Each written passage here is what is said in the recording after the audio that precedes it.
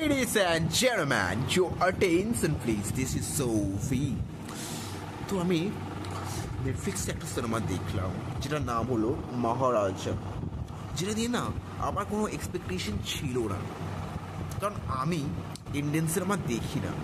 আমার মেন্টালিটি এটাই যে ইন্ডিয়ান সিনেমা আর সেট, ইন্ডিয়ান সিনেমার মধ্যে কিচ্ছু নেই, জাস্ট কিচ্ছু নেই। এই বছরে যে আমি কটা ইন্ডিয়ান সিনেমা দেখেছি আমি সেটা জানি না, কিন্তু আমার একটা বন্ধু রয়েছে, সে ইন্ডিয়ান সিনেমাকে খুব ফলো করে, খুব পছন্দ করে, বিশেষ করে সাউথ ইন্ডিয়ান সিনেমাকে, তবে কমার্শিয়াল না, প্যারালাল। তো সে আমাকে বলল যে মহারাজা বলে বিজয় সেতুপতি অভিনীত একটা সিনেমা রিলিজ করেছে, তুই দেখ তো। আমি একে বললাম মাথা ব্যথা খারাপ আছে, ডাক্তার দেখাতে নিয়ে যাবো তোকে। কি করতে হবে ভাই? আমি তো ইন্ডিয়ান সিনেমা দেখি না, তুই তো জানিস, তাহলে কেন বলছিস? তখন সে আমাকে বলছে এই সিনেমার অ্যাক্টর তোর ফেভারিট ডিরেক্টর অনুরাগ কাশ্যপ। আমি বললাম আবে চল ফোন রাখ। কিন্তু আমার মাথায় এটাই চলছিল যে তাহলে তো সিনেমাটা চুপি চুপি একবার দেখা গেলেও দেখা যেতে পারে। তবে আমি ওকে এখনও বলেছি যে আমি সিনেমা দেখিনি, সে এখনও জানে যে আমি মহারাজা দেখিনি, তবে আমি ওটা চুপি চুপি দেখে নিয়েছি।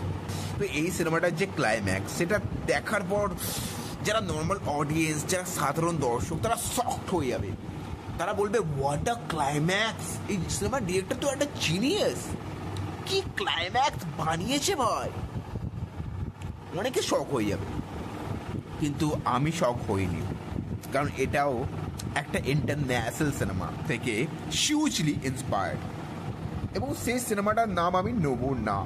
তবে একটা কথা বলতে পারি, এই সিনেমাটা কিন্তু একটা ট্রিলজি পার্ট, এবং যারা অতটাও ইন্টারন্যাশনাল সিনেমা ফলো করে না, বেশি দেখে না, জাস্ট কয়েকটা হাতে গোনা পপুলার সিনেমা দেখে, তারাও কিন্তু বুঝে যাবে, কারণ এই সিনেমাটা কিন্তু বিশাল পপুলার সিনেমা, অনেকেই জানে। আর এটা একটা সাউথ কোরিয়ান সিনেমা, এনাফ, আর কিছু বলার দরকার নেই এখানে। এবং এই সিনেমাটার আমার সব থেকে বেস্ট পার্ট লেগেছে এখানে সিনেমার যে গল্প, সেটাও নয়, এই সিনেমার স্ক্রিন প্লে, সেটা যেভাবে আমাদের মাথার সাথে খেলে। মানে আমি কিন্তু সিনেমাটা জানতাম না যে এটা নন লিনিয়ার ওয়েতে গল্পটা বলবে, এবং সেটা এমনভাবে বলেছে, মানে ইন্ডিয়ান সিনেমাতে এভাবে নন লিনিয়ার ওয়েতে গল্প বলাইতে পারে সেটা আমি আজ জানলাম। মানে আমি ভাবছি, আমি জানতাম যে এটা প্রেজেন্টে চলছে, আমি জানতাম গল্পটা কিন্তু এদিক ওদিক ঘুরছে, কিন্তু সেটা এমনভাবে ঘুরবে যে আপনার মাথাটাও ঘুরে যাবে যে ভাই কি দেখলাম। আর যেটা না বললেই নয়, এখানে বিজয় সেতুপতির কথা আমি বাদ দিলাম, অনুরাগ কাশ্যপ লোকটাকে ডিরেকশন ছেড়ে অ্যাক্টিং করা উচিত। কি অ্যাক্টিং করেছে লোকটা! এখানে যারা 30-40 বছর ধরে অ্যাক্টিং করছে তাদেরকেও হার মানিয়ে দেবে এখানে। এই লোকটা কি পারে না, সাচ এ ক্রিয়েটিভ পারসন। আমি সত্যি শকড হয়ে গিয়েছি এটা দেখার পর, যে অনুরাগ কাশ্যপকে যদি কোনো একটা ভালো ডিরেক্টর ইউজ করতে পারে না, আমি বলবো উনি one of the best actor এই কান্ট্রির, কারণ উনিও কিন্তু থিয়েটার থেকে বিলং করেন। তো অনুরাগ কাশ্যপ এখানে ফ্যান্টাস্টিক, দারুণ।